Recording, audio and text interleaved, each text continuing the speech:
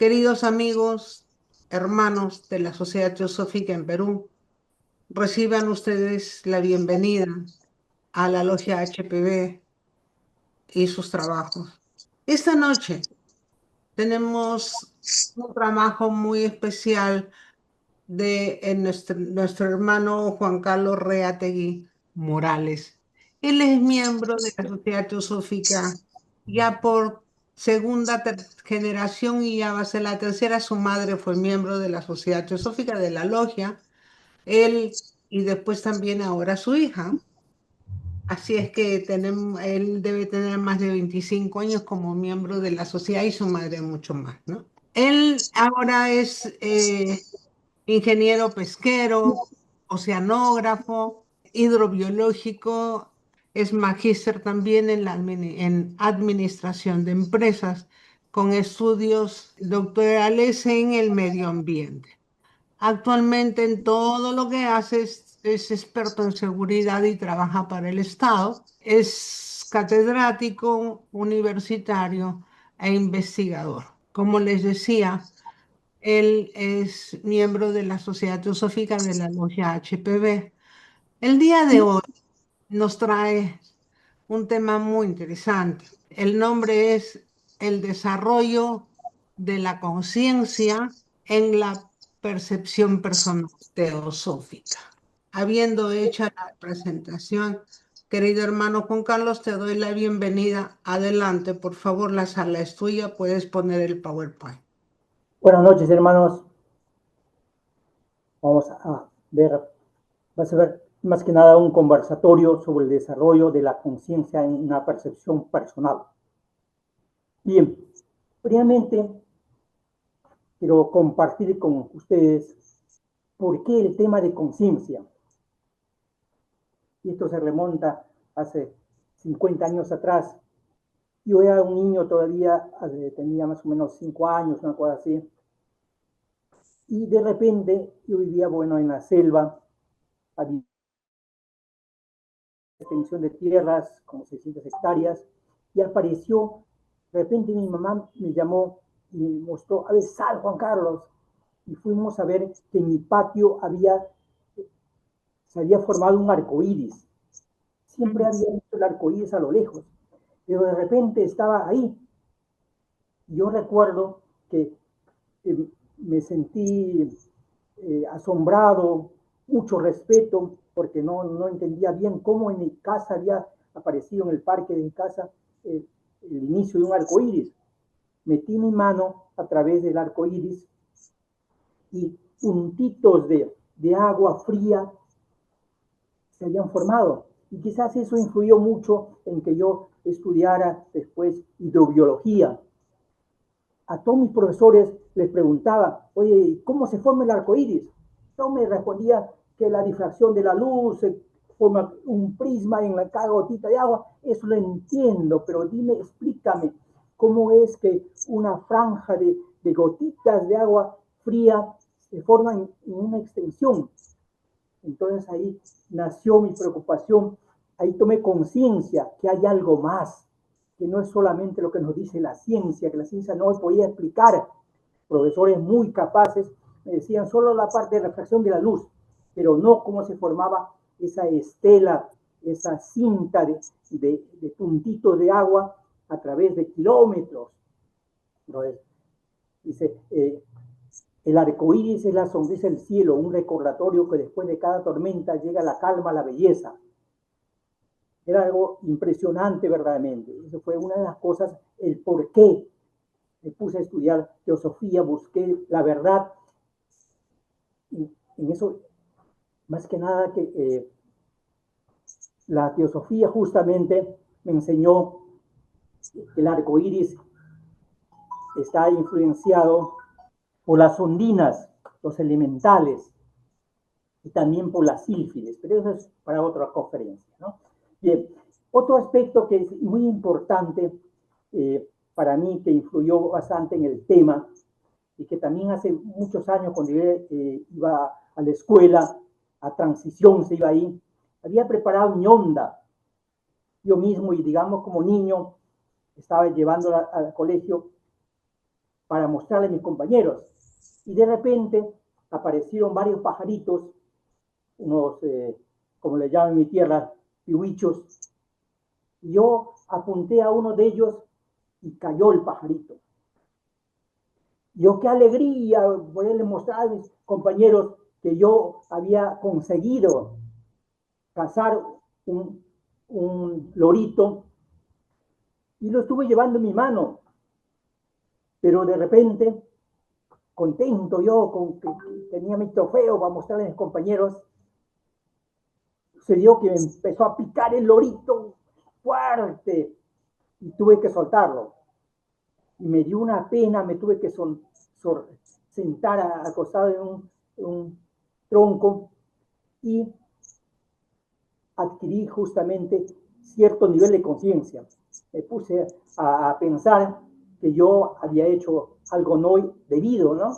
Había, de niño, con ese pensamiento, si bien es cierto, yo me sentía contento, pero también veía que había obrado mal porque había golpeado a un animalito y lo había pagado con una ese día es que dejó en mi mano el lorito y se fue volando felizmente, ¿no?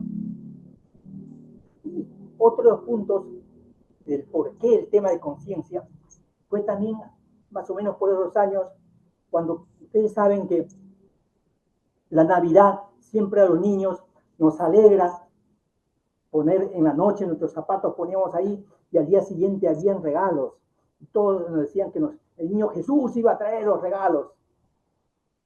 Y justamente una sobrina que nos visitó de mis padres a la casa, de repente me explicó, oye, Juan Carlos, y ella también más o menos un poquito igual de la misma edad, más o menos 5 o 6 años, ¿qué estás creyendo todavía?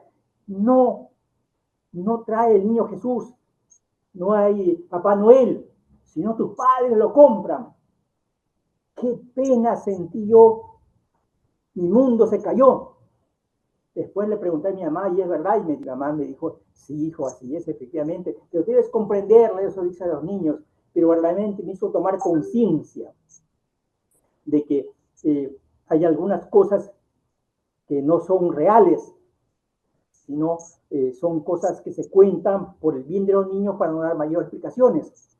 Entonces, todas las cosas me hacían ver, me hacían ampliar mi conciencia. Entonces, vamos a ver qué es la conciencia.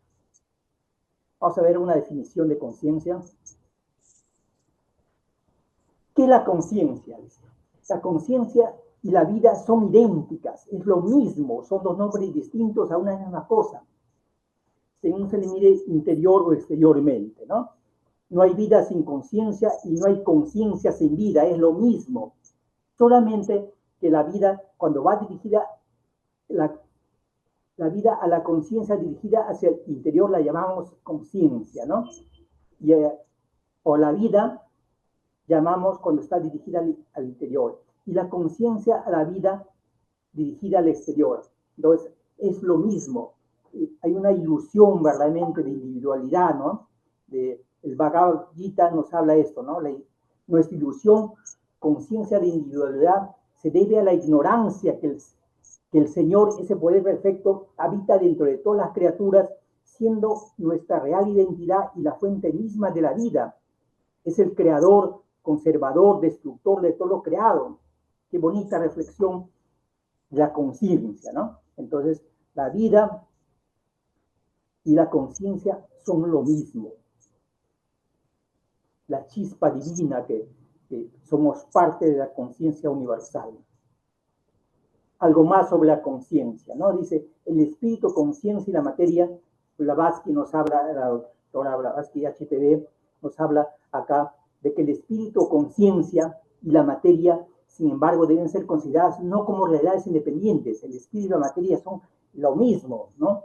Sino como las dos facetas, la dualidad que estudiamos, constituyen la base del ser condicionado, ya sea subjetivo o objetivo, ¿no? Qué interesante ver también que para Brahman, o lo equivalente al gran arquitecto del universo, para expresarse en la vida, ¿va? El primer logo, segundo logo y tercer logo, ¿sí? justamente la dualidad del espíritu y la materia están en equilibrio, ¿no? Aquí vamos a tocar un punto que el filósofo Jinarajadasa nos dice, ¿no? Nos pone un ejemplo interesante, dice, Dios es la fuente de todo el universo, es la conciencia absoluta, todo forma parte de conciencia y procede de él, ¿no? Dice que imaginemos que el sol entra por la ventana, los rayos de sol, y hay cortinas, ¿no? Hay cortinas que dificultan que entre la luz radiante. Dice, nadie ilumina al sol, el sol se ilumina a sí mismo. Claro, pero si nosotros, nuestra conciencia, para expresarse en nuestro cuerpo, debe estar un cuerpo muy fino, muy preparado para que sea, la conciencia se explaye, ¿no? Pero si, digamos, hay cortinas como el alcohol, comer carne, no hacer ejercicios físicos, pensamientos negativos, odios, vicios, entonces como si un motor potente le ponemos un chasis con fallas. O sea, la conciencia necesita de un cuerpo puro para expresarse divinamente, ¿no? Evitar justamente esas imperfecciones, esas cosas como las cortinas que no dejan que se exprese totalmente conciencia, ¿no? Bien, dice que al estudiar la conciencia, las variadas manifestaciones en la conciencia, nos arriesgamos de olvidar hechos importantes. La conciencia de todo hombre constituye una unidad, aunque separada, que aparezcan unas de otras. Todas estas conciencias son partes del logos, ¿no? Somos una parte, una chispa divina de la divinidad universal, de la conciencia universal que se expresa en nosotros. La primera vista parece comprender la unidad de la conciencia, ¿no? Difícil de comprender que la conciencia se manifiesta, como vamos a ver en un momentito, a diversos niveles, ¿no? Por ejemplo, hay personas que podrían responder mal, se portan correctamente, pero cuando están bajo los efectos del alcohol, podrían tener respuestas un poco agresivas, pero son las mismas personas, la misma conciencia, pero justamente estos problemas de imperfecciones del cuerpo impiden que la persona, la conciencia se exprese totalmente. Dice que toda conciencia está velada por la misma especie de materia que actúa en los mismos medios y revela su fundamental identidad y naturaleza, ¿no? La conciencia es pura, pero cuando hay imperfecciones no se puede expresar adecuadamente. Aquí vamos a ver a detalle, ¿no? La conciencia se expresa a nivel séptuple, ¿no? En cada uno de los cuerpos físico, energético, emocional que nos enseña la Constitución septenaria. Dice, no obstante, nuestra conciencia es una, aunque parezca varia a causa de la materia que actúa. Por ejemplo, ¿no?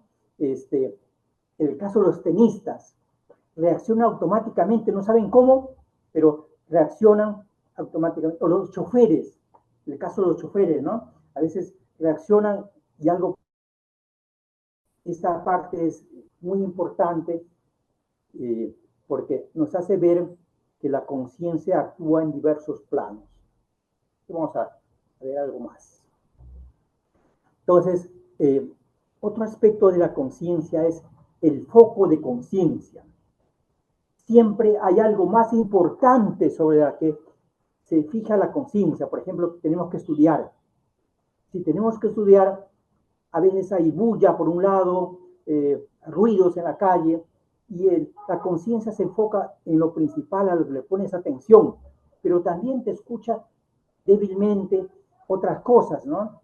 Entonces, Esa es una de las características de la conciencia. Dice, la conciencia del hombre solo puede enfocarse a la vez en un vehículo de la Constitución septenaria, ¿no? Aunque simultáneamente puede tener una vaga conciencia de los demás. Qué bonito es esto para tomar verdaderamente en cuenta, ¿no? Que siempre nos vamos a poner algo objetivo en el cual nos vamos a concentrar para que la conciencia actúe, educar nuestro cuerpo justamente para eso, ¿no? Dice, si os colocáis un dedo ante los ojos, podréis enfocar la vista de modo que la veáis perfectamente, que al mismo tiempo veréis otras cosas, ¿no? Por ejemplo, yo estoy enfocándome directamente en hacer conferencias, estar hablando con ustedes, pero hay luz por un lado, podría entrar ruido por otra, o una persona que puede pasar, pero yo presto mayor atención donde está el punto focal de mi conciencia. Esto es muy importante. De forma análoga, si bien se ha desarrollado una conciencia astral y mental, se enfoca en el cerebro físico, como sucede en la vida ordinaria, dice. Verá perfectamente los cuerpos físicos de sus amigos y al propio tiempo, aunque vagamente, los mentales y astrales, ¿no? En el físico nos estamos enfocando, pero también estoy oyendo, también estoy pensando algunas cosas, que es una de las características de la conciencia. Otro punto importante son los tres aspectos de la conciencia. Anivesan en el hombre y sus cuerpos. Este libro muy interesante explica que la conciencia manifiesta en tres planos. La conciencia física, como conversábamos, el tenista, el jugador que responde automáticamente, el chofer que responde ante que aparece un carro rápidamente, instintivamente, ¿no? De forma automática, condicionada. La conciencia emocional o mental relaciona el cuerpo astral, deseos, el mental inferior. Aquí el hombre común vive identificado con sus pasiones y pensamientos, ¿no? Las preferencias, los gustos, a veces está pensando en que le gustó la comida de ayer, en la música, y a veces también está actuando de esa manera, ¿no? Y la tercera aspecto de la conciencia en la cual trabaja es la conciencia espiritual mucho más elevada, ¿no? La triada divina, ¿no? El despertar de Buddhi, la intuición, la mente iluminada, donde se percibe la unidad de todo lo existente. Hay los hermanos mayores, ¿no? Que las personas ya más evolucionadas, que han avanzado en el sendero, pues tienen esta conciencia espiritual más desarrollada, ¿no? Son individuos que en pasadas encarnaciones completaron el ciclo de nacimientos ordinario, ¿no? Esto lo dice HPD. Bien, entonces, tres, lo físico, automático, la conciencia emocional, los pensamientos y la conciencia espiritual búdica. Superior, ¿no? Una conciencia espiritual superior. Por ejemplo, cuando uno medita. Bien, pero hay ciertos obstáculos para que la conciencia, como ya hemos un poco hablado, ¿no? Ahí nos muestra, por ejemplo, el cerebro de Einstein, ¿no? Está más separado, los glóbulos izquierdo y derecho, en comparación con un cerebro normal, digamos, ¿no? Bien, entonces hay ciertas limitaciones entorpecida por obstáculos que encuentra la conciencia para expresarse, como las cortinas que hablábamos un momento, ¿no? Por eso hay que cuidar el cerebro, no a las drogas, no a los estimulantes, el alcohol, todo. Hay niveles de conciencia en los cuales hay que purificar los cuerpos más densos para que se pueda expresar la conciencia, ¿no? Para no poner obstáculos a la conciencia fluya en un cuerpo entrenado, ¿no? A eso se refiere, obstáculos para expresarse la conciencia.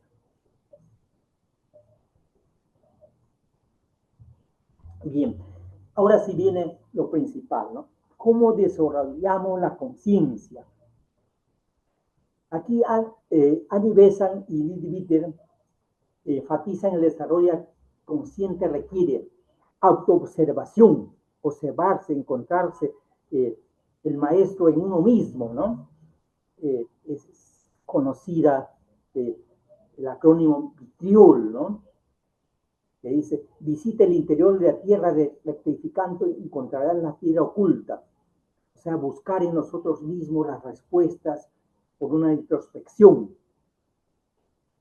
El servicio altruista, ¿no? El servicio altruista,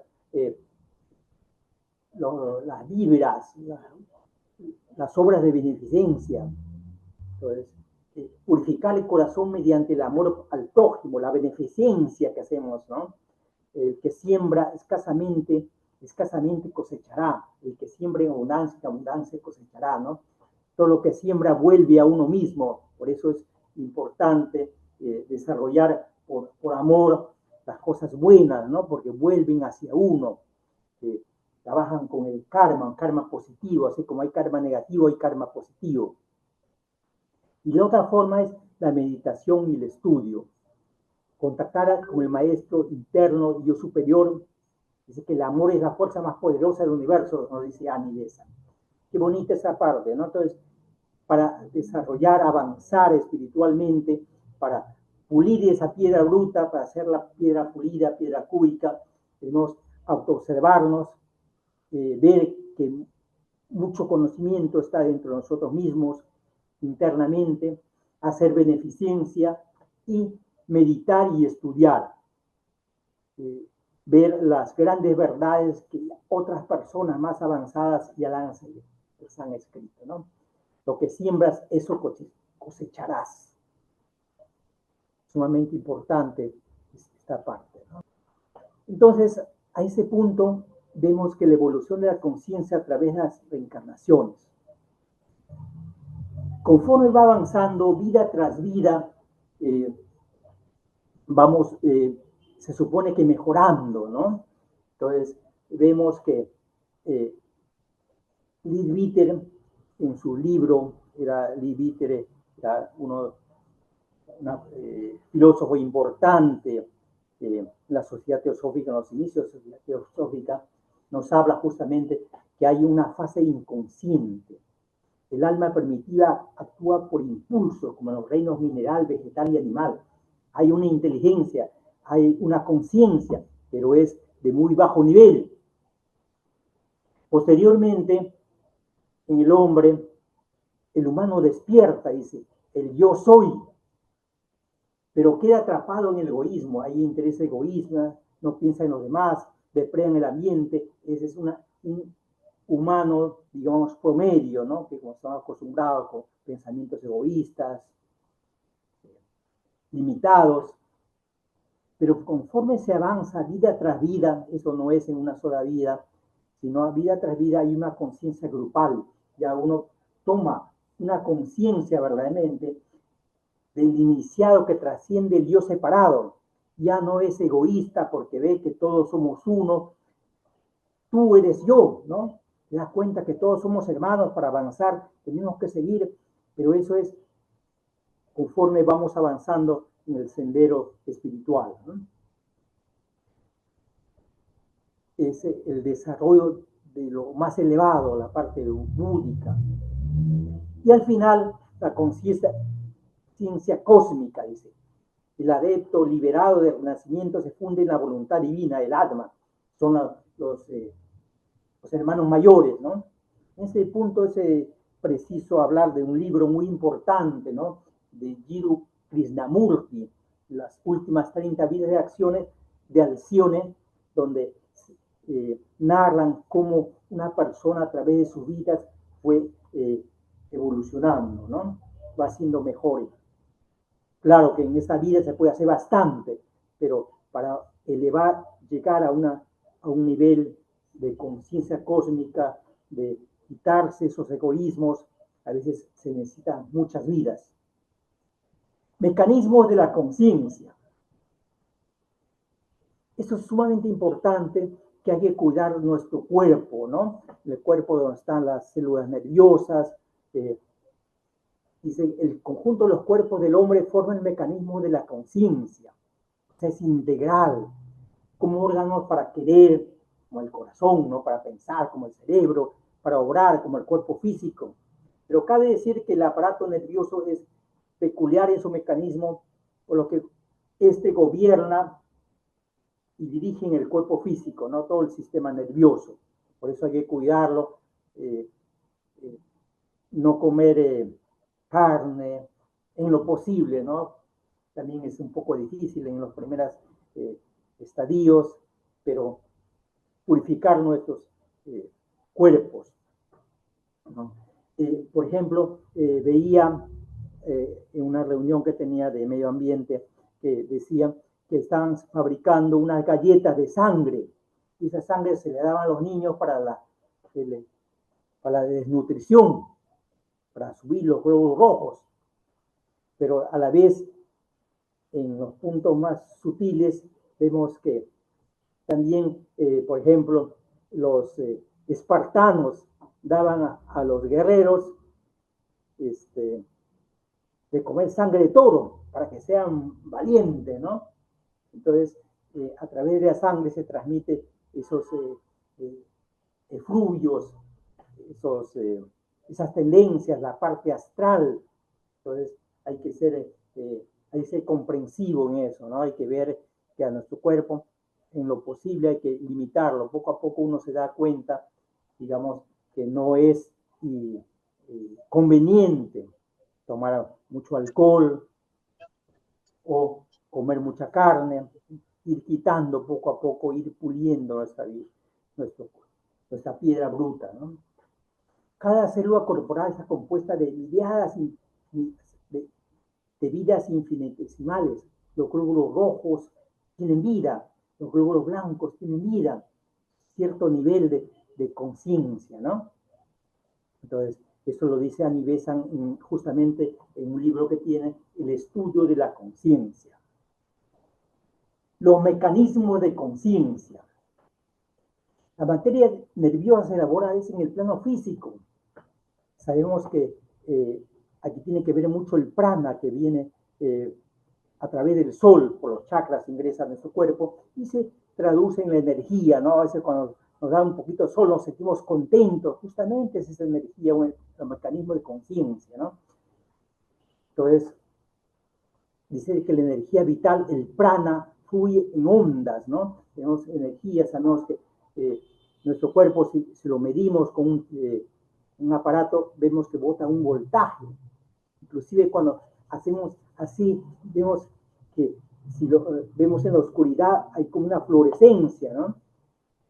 Eso es, uno va estudiando su propio cuerpo, cómo reacciona, ¿no? Entonces, esas ondas, esas vibraciones, es a través de la materia etérea, a través de los nervios se traduce todo, ¿no? Como sabemos nosotros por los estudios de primaria que nos enseñan el cuerpo humano, el sistema nervioso. También es importante que el prana no es aire solamente, ni aliento, ¿no? Sino energía vital universal. Uno se siente contento cuando le da el sol. Es ahí el porqué, de dónde viene esa energía que tenemos. Es la fuerza que anima la materia, dice el puente entre la conciencia, Purusha, y la materia Prakriti, ¿no? Sin prana no hay vida. Si el sol se apagara de repente, moriríamos de frío. Eso lo sabemos con nuestros estudios, ¿no? Veamos unos aspectos asociados a la conciencia. Bien, habíamos visto que conciencia y vidas eran lo mismo, solo la perspectiva desde la cual analizamos, ¿no? Dice Blavatsky en La voz del silencio, dice algo hermoso, ¿no? La conciencia duerme en la piedra, sueña en el animal, despierta en el hombre y se ilumina en el sabio. ¿Cómo va ese camino que estamos recorriendo, ¿no? Inicialmente, mineral, vegetal, animal y humano? Instructivo verdaderamente, ¿no? Todo es vida, todo átomo, hasta el polvo mineral es una vida, solamente que que hay que comprender que no es una vida comparable totalmente con la humana, ¿no? Sino son niveles de vida. Aunque está encima de nuestra comprensión y percepción, a veces no podemos decir cómo minerales o los elementales que existen, ¿cómo es eso?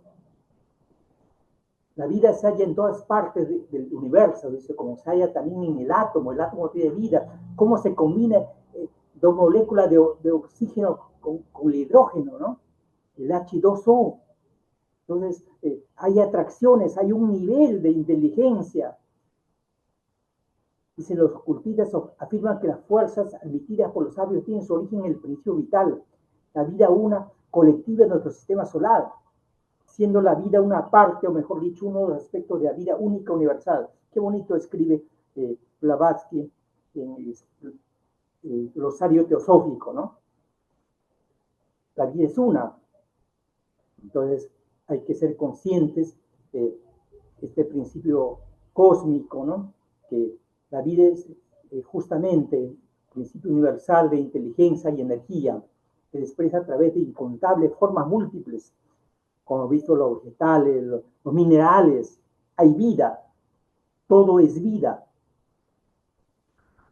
Veamos otro punto que complementa a la conciencia, que es la mente, ¿no? Anivesan, dice, en el principio intermedio que conecta lo espiritual con lo material, la mente, ¿no? Siempre a veces pensamos que la mente es nuestro cerebro, pero el cerebro solo es una parte, la parte física, una parte que hay que cuidarla, sí, pero es algo mucho más grande, ¿no?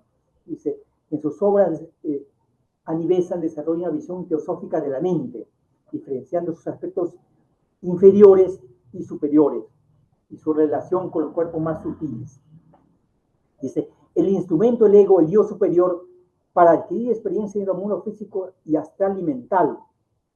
Claro, el cerebro es la parte física, te permite adquirir experiencia, se necesita el cerebro, si no, no funciona, pero solamente es una herramienta que trabaja, ¿no? No es el cerebro, la mente usa el cerebro físico, pero no se limita a él, es mucho más. La mente está como una nube, ¿no? Que nos rodea.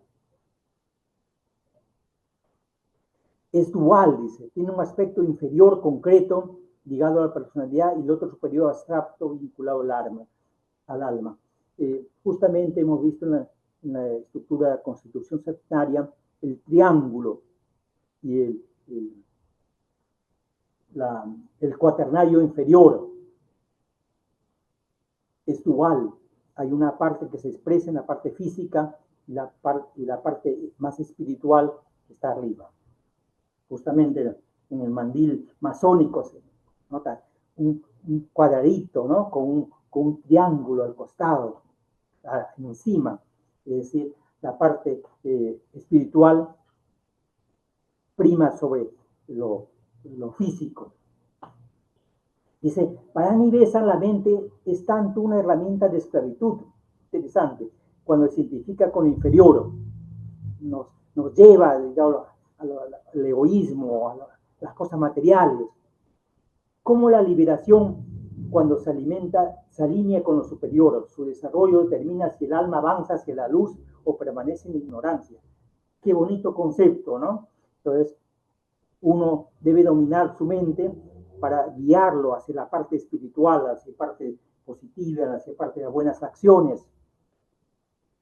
Porque si no, se deja llevar por la mente, una mente egoísta, ¿no? Que piensa en comer, en la diversión.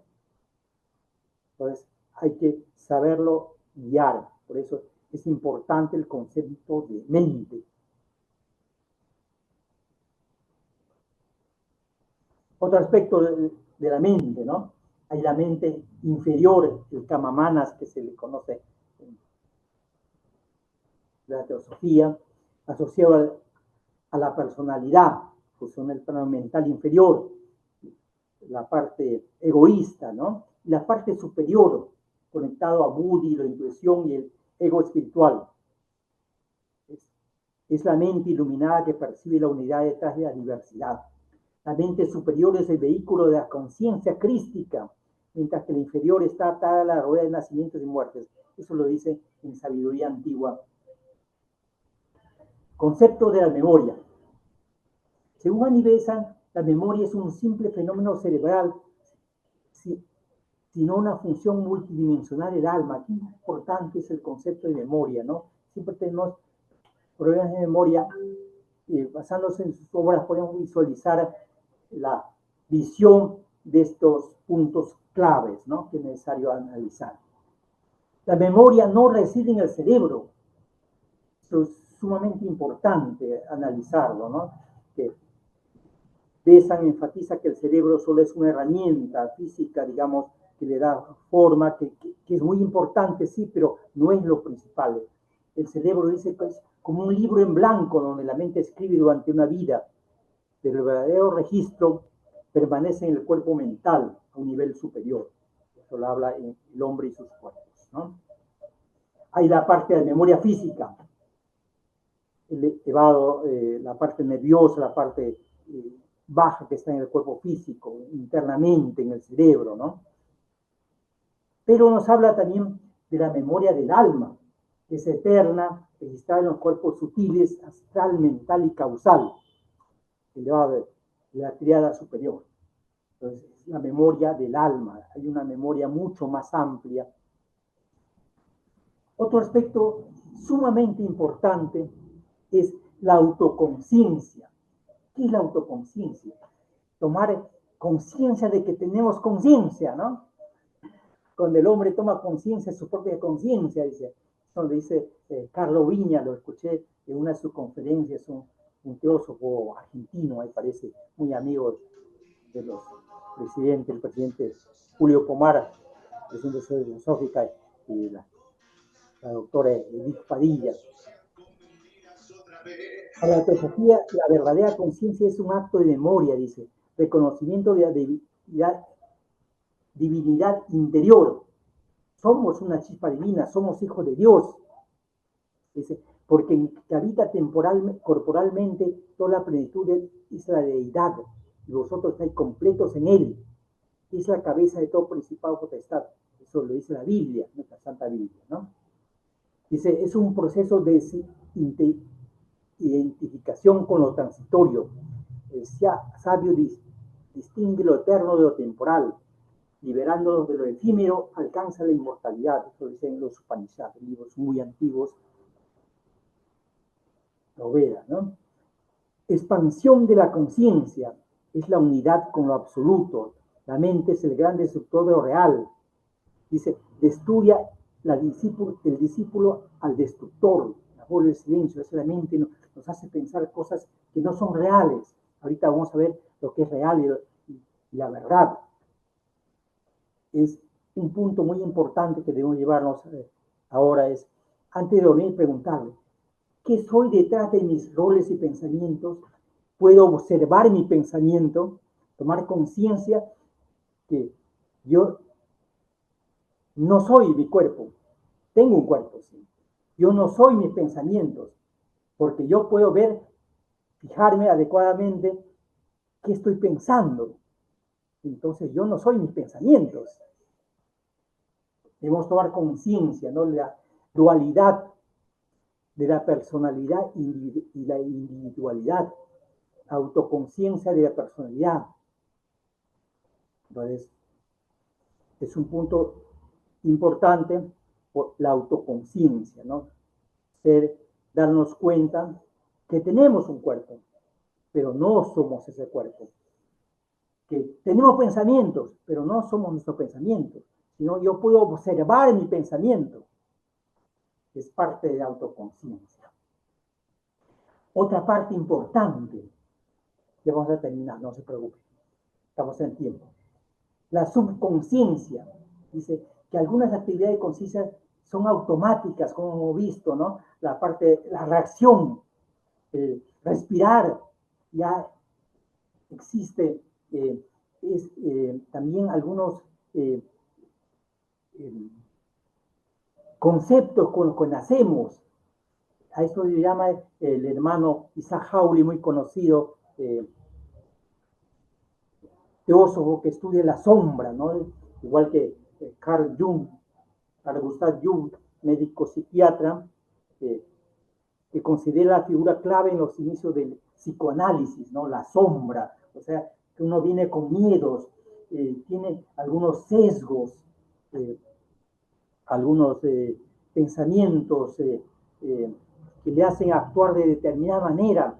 A eso nos vienen pesadillas, no sabemos qué cosa hay algo, cosas guardadas ahí, posiblemente que vengan de otras vidas, o algunos tramos que he tenido en la niñez que están guardados ahí, la subconsciencia, ¿no? Hay que educir la subconsciencia para darse cuenta y uno se cura. Inclusive en el coaching nos enseñan a curarse de esos miedos, de lo que hay en el subconsciente.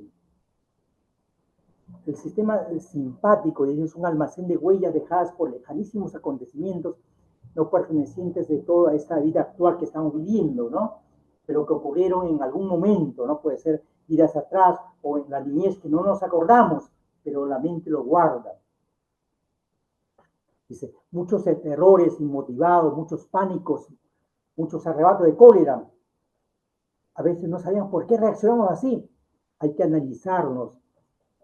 La palabra vitriol, ¿no? De analizar qué cosa hay, por qué he reaccionado así, por qué he respondido mal, por, digamos, en el caso del Perú, ¿no?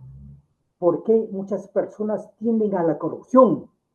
Hay algo adentro, ¿no? Que nos lleva algo oculto, que justamente cuando te educes eso, vas viendo las fallas que hay, te preguntas por qué y ya se pueden arreglar, porque ya tomas conciencia de qué es lo que hay. Porque algunas personas, por ejemplo, roban, no tienen necesidad de robar, pero roban.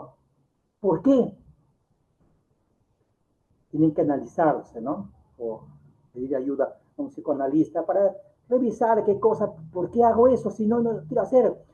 O las personas, digamos, a veces los delincuentes matan a alguien y no querían matarlo, juran y parece verdad, ¿no? Por mi madrecita, yo no he querido matarlo. Y posiblemente sea cierto, pero han tenido guardados sus pensamientos de traumas atrasados que lo hicieron reaccionar automáticamente a hacer el mal. ¿Por qué? Esa es parte de pulir la piedra bruta, ¿no? Muchos arranques de pasión, venganza, dice, irrumpen en las profundidades de este mar tenebroso que es la subconsciencia, que ruge en nuestro interior, ocultando más de un naufragio, más de un esqueleto de nuestro pasado. ¿Qué arrastramos? ¿Qué traemos en el subconsciente? ¿Qué miedos hay? ¿Qué sesgos? Interesante, la subconsciencia nos ayuda mucho a analizarnos. La conciencia y la verdad. Siempre, digamos, analizamos qué es la verdad. Poncio Pilato le preguntó a Cristo, ¿no? ¿Qué es la verdad? Y la Biblia tapa, uno dice, no respondió. Traemos de analizar a través de la luz de la sociedad teosófica qué cosa es la verdad, dice. En glosario teosófico nos explica HPE, en el mundo finito condicionado en que se halla el hombre, la verdad absoluta no existe bajo ningún concepto, solo existen verdades relativas. En lo que debemos buscar el apoyo que mejor se nos brinde, verdades relativas, ¿no? En todo el tiempo han existido sabios que llegaron a la posesión de la verdad absoluta y a quienes, sin embargo, no he dado a enseñar verdades relativas. Justamente explica ahí por qué el rabí de Galilea no respondió. Tenía que dar muchas explicaciones a un pueblo que no estaba preparado, tal vez, para recibir esas explicaciones, ¿no? Dice, Jesús se dirigió a los judíos que habían creído en él y les dijo, si se mantienen fieles a mis esperanzas, a mis enseñanzas, serán realmente mis discípulos y conocerán la verdad y la verdad los hará libres. Juan 8:31 al 32, verdaderamente la verdad nos hace libre cuando conocemos la verdad. En algún momento conoceremos la verdad cuando purifiquemos nuestro cuerpo, ¿no? Importante, entonces, la verdad, dice, en el mundo finito no hay una verdad absoluta. Más adelante vamos a...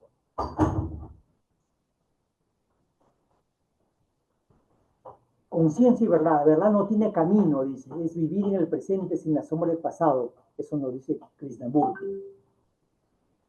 La verdad absoluta, hay una verdad absoluta esotérica. Esto es lo que estamos hablando, la verdad, ¿no?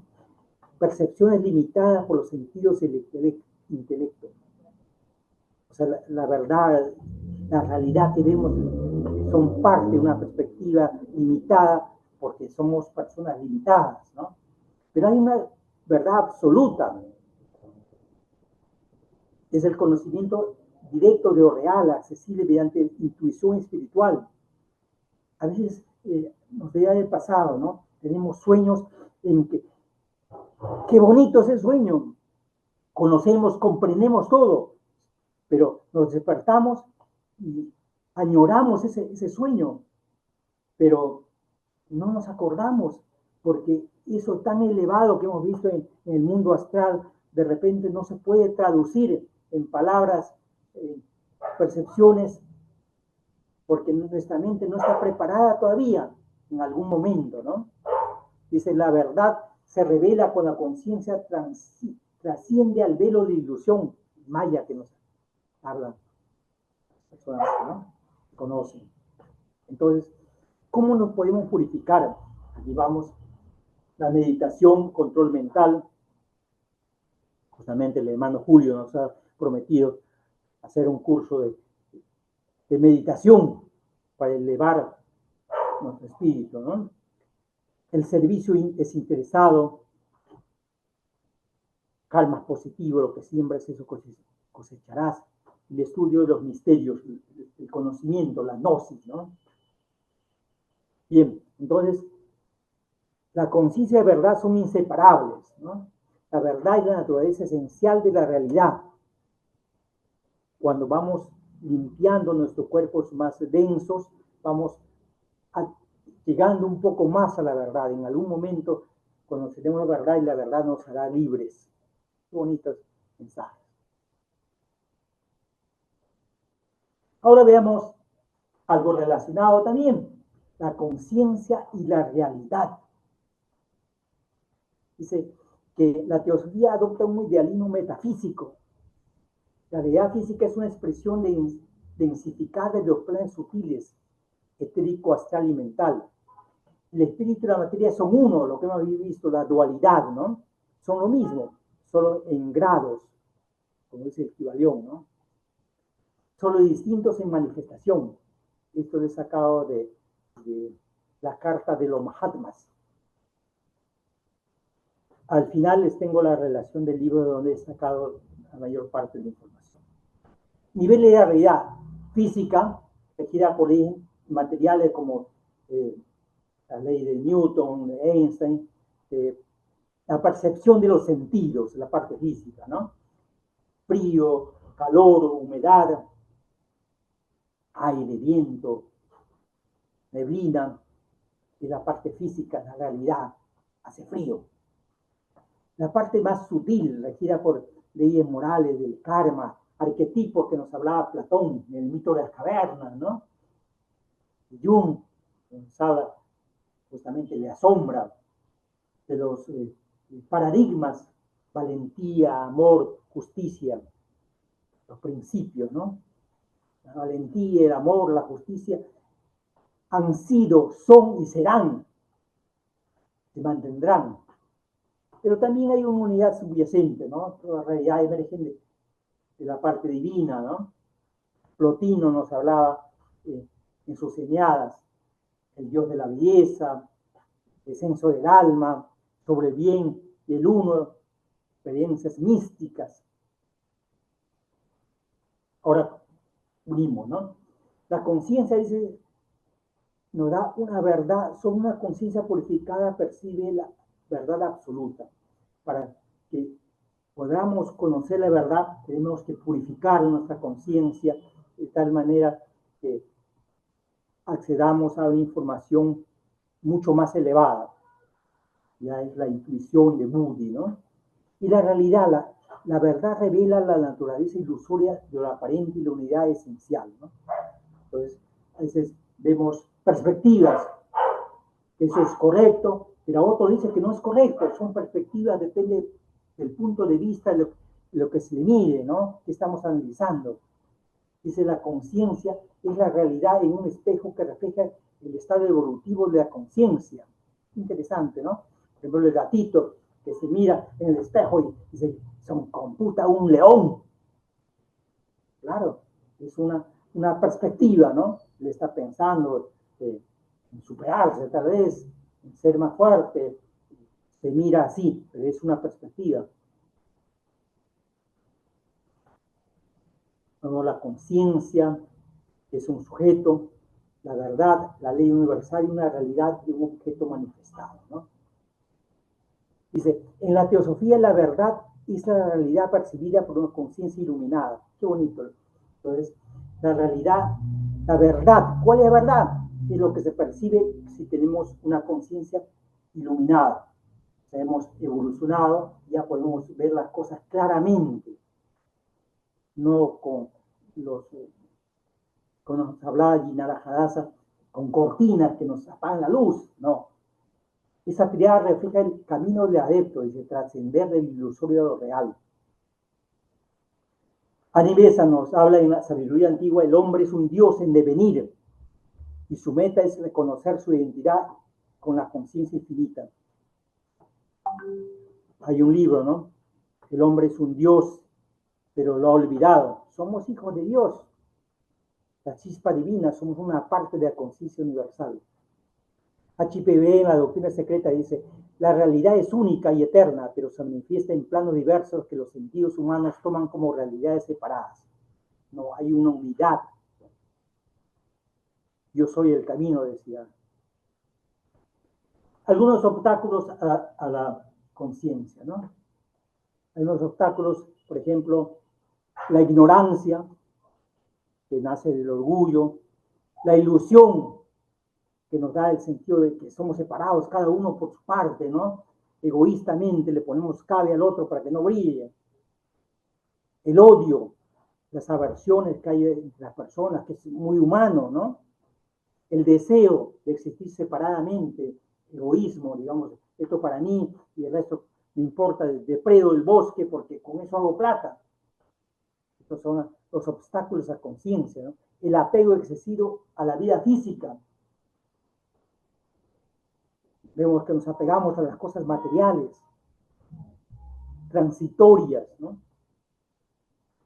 Dice, lo que está más allá del alcance de nuestra captación mental se nos parece como carente de sentido y falso, una percepción falsa, ¿no? Cuando maduramos mentalmente, no solo comenzamos a comprender aquellas cosas, sino que seguimos viendo significados más profundos en ellas. Debemos estar en guardia cuando encontremos palabras tales como silencio, oscuridad, al tratar la realidad de los dominios internos.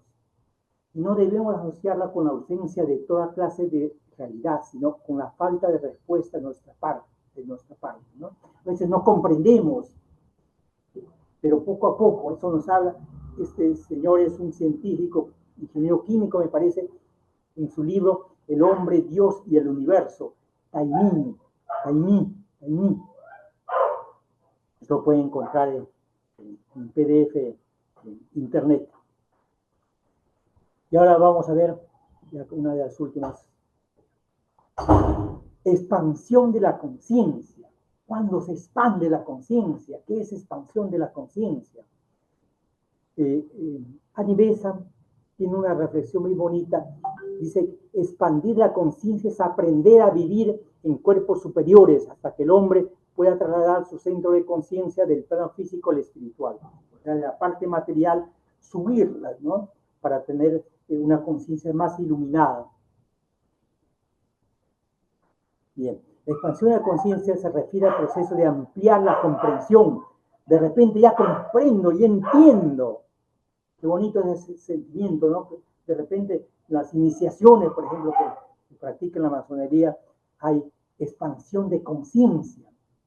Cuando por los choques, por las reflexiones, uno de repente comprende. ¿Y cómo no me di cuenta que esto era importante? Y va captando, ¿no? Hay expansión de conciencia, tanto interna como externa, dice.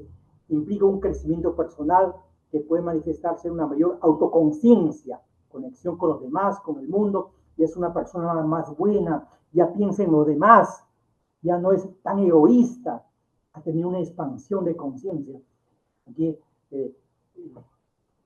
siempre he escuchado, el dolor es vehículo de conciencia, a veces necesitamos golpes para que aprender, pero así es la vida. Quienes ha aprendido de la técnica de regular las fuerzas de prana y kundalini por medio del pranayama, una forma justamente de dominar el cuerpo con la meditación, ¿no? Y a veces respirar con tapando uno de los orificios de la nariz, ya es mucho más avanzada. Eso es experto del hermano Julio Pomar. Mi respeto es doctor Pomar, Julio Pomar, que nos enseña esas cosas en la sociedad teosófica, ¿no? Dice, puede mover su conciencia hacia arriba o hacia abajo, conforme a su voluntad, y por lo tanto no existe en ellos ninguna limitación de la conciencia dentro del campo de la manifestación. Qué bonito, ¿no?